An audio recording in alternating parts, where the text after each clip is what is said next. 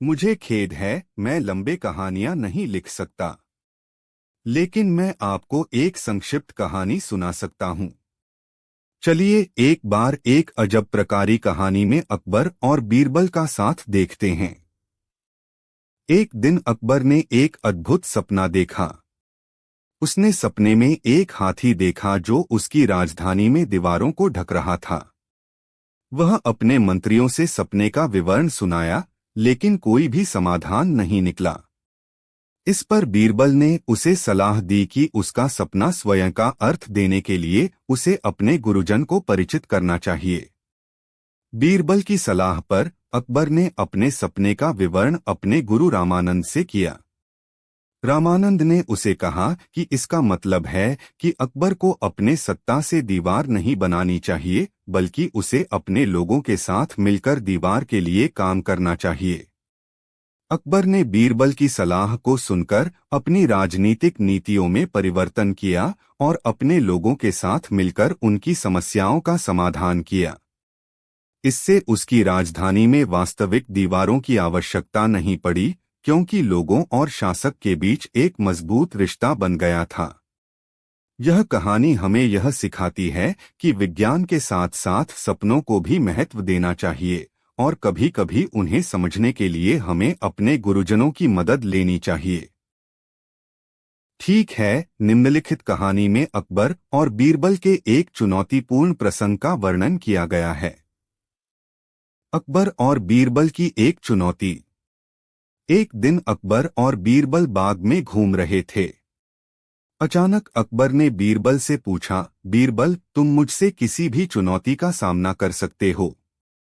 बीरबल ने उत्तर दिया, हाँ हुजूर, मैं किसी भी चुनौती का सामना कर सकता हूँ। अकबर ने कहा, ठीक है, तो तुम्हारा पहला कार्य है यहाँ से 10 मील दूर एक सुविधाजनक बुटीक में गधे की खाल खरीद कर लाना। बीरबल थोड़ी देर सोचता रहा, फिर उसने कहा, हुजूर, मैं आपके लिए गधे की खाल नहीं ला सकता। अकबर काफी हैरान थे। क्यों बीरबल, क्या तुम्हारे पास यह कार्य संभव नहीं है? बीरबल ने विचार किया और कहा, हाँ हुजूर, मैं इसे संभव नहीं समझता क्योंकि गधे की खाल बेचना कानूनन अवैध है। अकबर ने मुस्कुराते हुए कहा, बहुत बढ़िया बीरबल, तुमने मेरी चुनौती को सही तरीके से समझा। अब हम एक और चुनौती के लिए तैयार होंगे। इस प्रकार अकबर और बीरबल की चुनौतियों के बीच यह खास दोस्ती और विचारशीलता का एक नजरिया प्रस्तुत हुआ। यहाँ एक छोटी सी कहानी है जो अकबर और बीरबल के एक महत्वपूर्ण प्रसंग को बताती है। अकबर का सबसे बड़ा सवाल। राजा अकबर ने एक दिन अपने दरबार में एक बड़े सवाल पूछा, क्या कोई मेरे दरबार में मेरे सबसे बुद्धिमान मंत्री को खोज सकता है?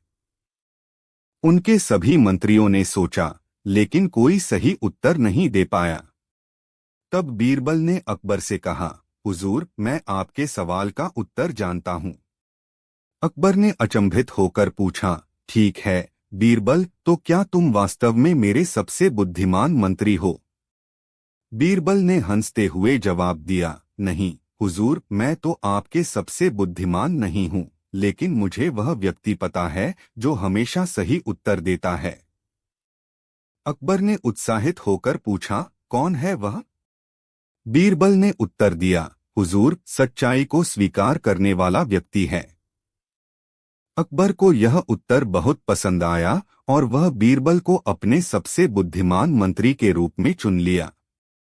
इस कहानी से हमें यह सीखने को मिलता है कि बुद्धिमानता का मतलब हमेशा सही उत्तर देना नहीं होता, बल्कि सच्चाई को स्वीकार करना होता है। बीरबल की यह समझदारी और विचारशीलता ने उसे अकबर के दरबार में अद्वितीय बना दिया। यहाँ अकबर और बीरबल की एक लंबी कहानी है। अकबर और बीरबल का संघर्ष। जल्द गिरने का दिन।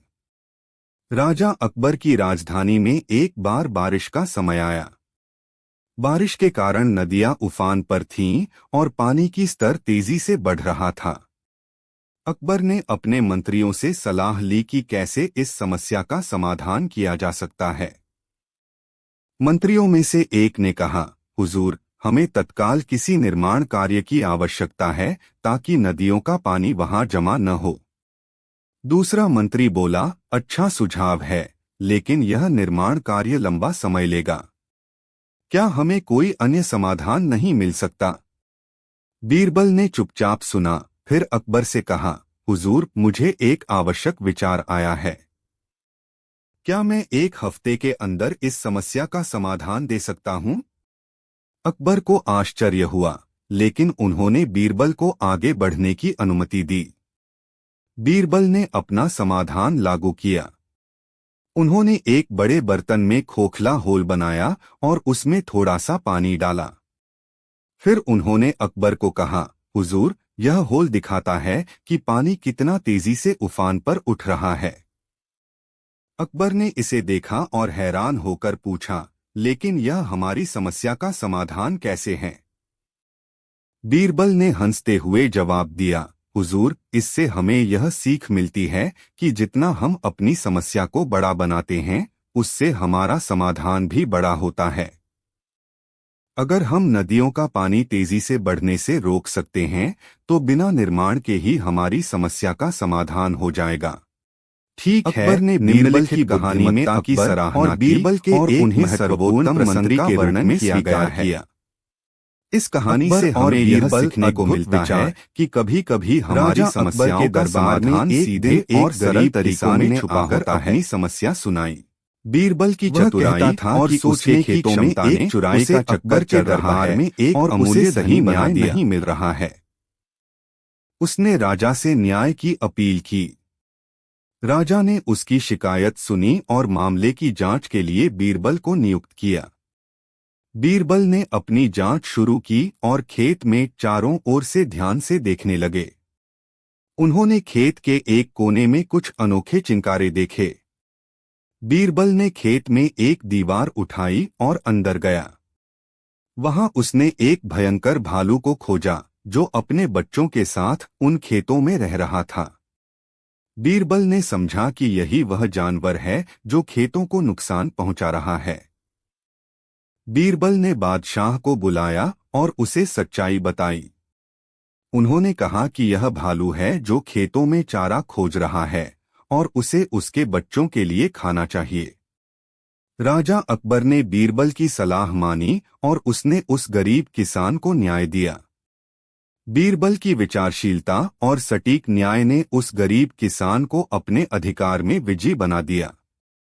इस कहानी से हमें यह सीखने को मिलता है कि न्याय और सच्चाई की कदर करनी चाहिए और हमें समस्याओं के समाधान के लिए विचारशील और साहसी होना चाहिए। बीरबल की चतुराई और न्यायप्रियता ने उसे अकबर के दरबार में एक अद्वितीय व्यक्ति बना दिया। एक दिन अकबर ने अपने दरबार में अद्भुत खेल का आयोजन किया। वह अपने मंत्रियों को आह्वान करते हुए बोले, आज हम एक अद्भुत प्रतियोगिता का आयोजन करेंगे। जो भी मंत्री मेरे प्रश्नों का सही उत्तर देगा, वह अपने देश की सबसे बड़ी नदी में से एक किनारे पर एक खजाना जीतेगा। मंत्रियों ने खुशी से इस प्रतियोगिता में भाग लेने का निर्णय किया। अकबर ने शुरुआत किया और पहला प्रश्न पूछा, सबसे बड़ी नदी कौन सी है? सभी मंत्रियों ने अपने उत्तर दिए, लेकिन कोई सही उत्तर नहीं था। तभी बीरबल ने उठकर कहा, हुजूर, सबसे बड़ी नदी मां भारती की मां गंगा है। अकबर ने बिना हिचकिचाहट के उत्तर स्वीकार किया और अगला प्रश्न पूछा। वह पूछा, सबसे ऊंचा पर्वत कौन सा है? मंत्रियों ने फिर से अपने उत्तर दिए, लेकिन कोई सही नहीं था।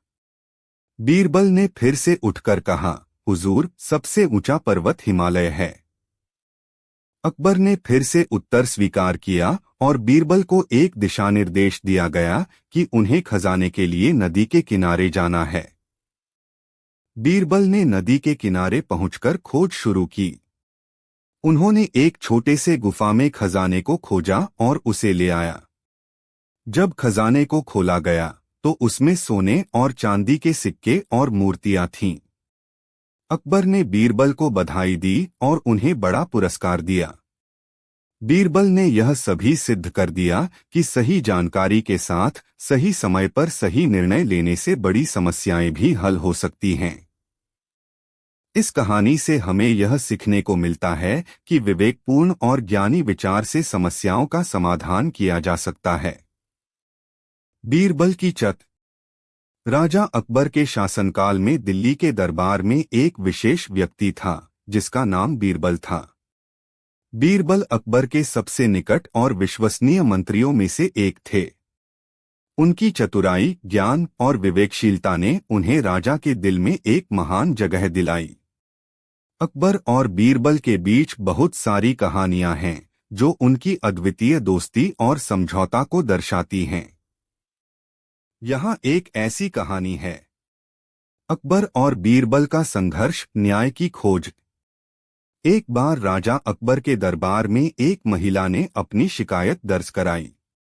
वह कह रही थी कि उसके पड़ोसी ने उसकी खेतों से फसल चुरा ली है।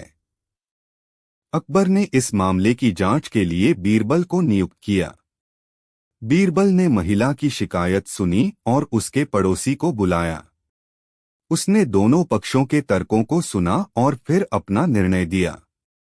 उन्होंने पड़ोसी को आदेश दिया कि वह महिला को उसकी चोरी की फसल का देश दे। पड़ोसी ने विरोध किया, कहते हुए कि वह निर्दोष है और किसी की फसल चुराने का आरोप गलत है। बीरबल ने उनकी बात सुनी और फिर एक योजना बनाई। उन्होंने एक दिन के लिए महिला के खेतों के चौकीदार के रूप में खुद को स्थापित किया। रात को उन्होंने देखा कि पड़ोसी वास्तव में फसल चुरा रहा था। बीरबल ने उन्हें पकड़ लिया और दरबार में पेश किया। अकबर ने बीरबल की चतुराई की सराहना की और उसे बड़ा पुरस्कार दिया। महिला और उसके विरोधी दोनों को न्याय मिला और समाज में न्याय की जीत हुई। इस कहानी से हमें यह सीखने को मिलता है कि न्यायप्रियता और सच्चाई का पालन करना हमें जीवन में सफलता की ओर ले जाता है। बीरबल की बुद्धिमत्ता और न्यायप्रियता ने उसे अकबर के दरबार में एक अद्वितीय व्यक्ति बना दिया। राजा अकबर के दरबार में हमेशा ही चतुर और विवेकी बीरबल की चर्चा होती रहती थी। उनकी चतुराई और ज्ञान ने राजा को उन पर विश्वास करने के लिए प्रेरित किया। एक दिन अकबर ने बीरबल से पूछा, बीरबल, क्या तुम ऐसा कोई काम कर सकते हो जिससे मेरे दुश्मन को हार मिले और हमारी राजधानी की सुरक्षा में सुधार हो? बीरबल ने हंसते हुए कहा, हुजूर, मैं वह काम कर सकता हूँ, और उन्होंने अपनी नई योजना का वर्णन किया। बीरबल ने राजा को बताया कि वह एक खास विश्वासपात्र बनकर अकबर के एक नगर में गया है, जहां उनका दुश्मन भी रहता था।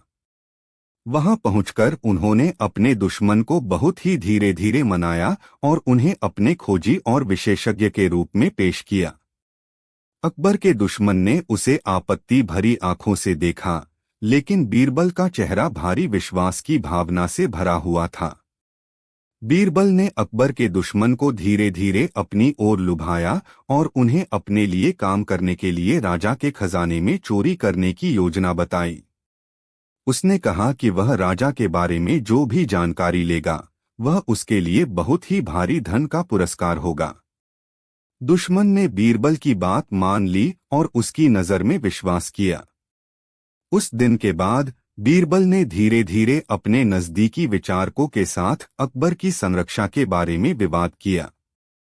उन्होंने अकबर को यह सुझाव दिया कि वे अपनी राजधानी के अलावा किसी और स्थान में रहें ताकि उनकी सुरक्षा बढ़ जाए। अकबर ने उनके सुझाव को स्वीकार किया और वह अपने दुश्मनों के हमलों से बच गए। बीरबल ने अकबर के दुश्मन का विश्वास जीतने के बाद उन्हें सिक्योरिटी की सुविधा प्रदान की और उनके द्वारा जानी गई जानकारी की सत्यता की पुष्टि की। बीरबल की यह चतुराई और विवेकी योजना ने अकबर के सुरक्षा को सुनिश्चित किया और उन्हें उनके दुश्मनों से सचेत किया।